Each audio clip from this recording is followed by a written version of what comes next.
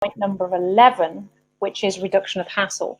I mean, I would say a lot of people that go into lettings, they love the idea of finding a landlord, finding a tenant, putting two together.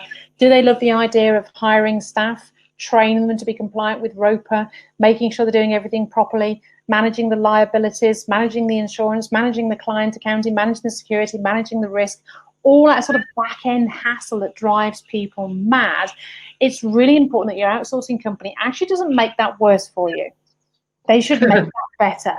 Mm-hmm. And so I'm saying this on the basis of a few, I'm not going to share the stories, but a few stories I've heard where I outsourced it and the work was worse because of the, excuse the language, shit they caused, actually just made the job harder.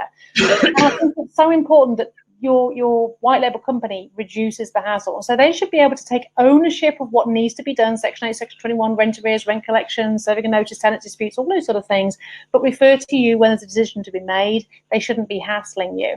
And what should happen, if you look at a typical letting agency business, more than 50% of the workload is managing the back end, more than 50%.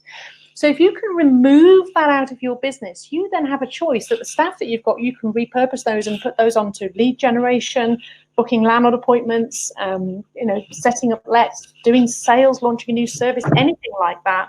That's where you should be. You should be just free then to fly on the front end and do what you were always great at as a business owner, which is making money, doing deals and building the business rather than the back end. And also things like, just really focusing on what you're good at and what you love doing. I think, for me, I was never really into tenancy management. I've done a few stints in that department. You can just see me deflate as times go on because it's just not me. Whereas you just like, come on, let me at it. You love it. So in relation to hassle, have you got any ideas, stories or examples of where you've done that or what we should be looking for in a white label company? Or what questions could we ask around reduction of hassle of an agent in relation to outsourcing? Well, many different people outsource for many different reasons. Some it is for growth, as you said, Sally. Some it is because, example here, staff member leaves and you don't want to go through that whole hassle of re-recruiting. It might be that they want to grow their business, as you said, so it's a growth element. They're really a salesperson and they really want to spend all of their time growing the business. So first and foremost, everybody outsources for different reasons.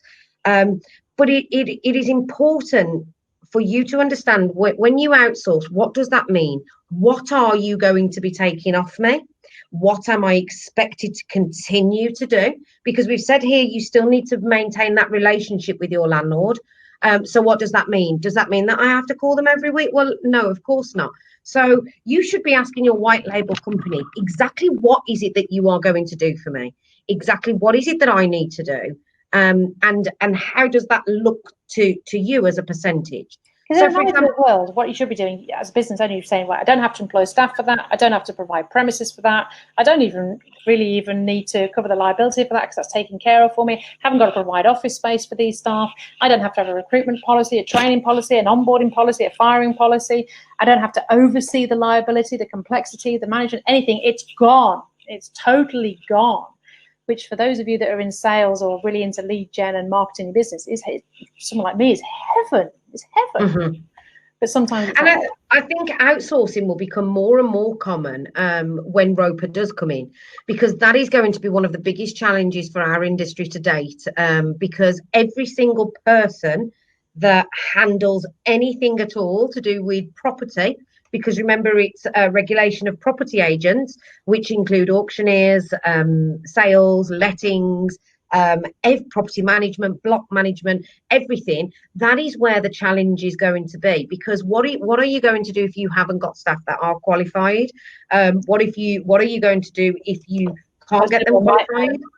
What are you going to do if they are qualified but then they leave? Because these qualified staff are going to become like gold dust, because other agents are just going to start thinking, oh, that one over there is qualified, so what I'll do is I'll just go and offer them a little bit more money and I won't have to train mine. And so outsourcing may appeal to so many more people, because they won't have to worry about as many staff needing to be ROPA qualified. And I strongly believe that there are two very, very different personalities in terms of sales, so front end lettings and back end lettings. You know, Ali, God bless him, love him so much. He's absolutely great at what he does, wheeler dealer. I couldn't put him in tenancy management. He'd have heart failure.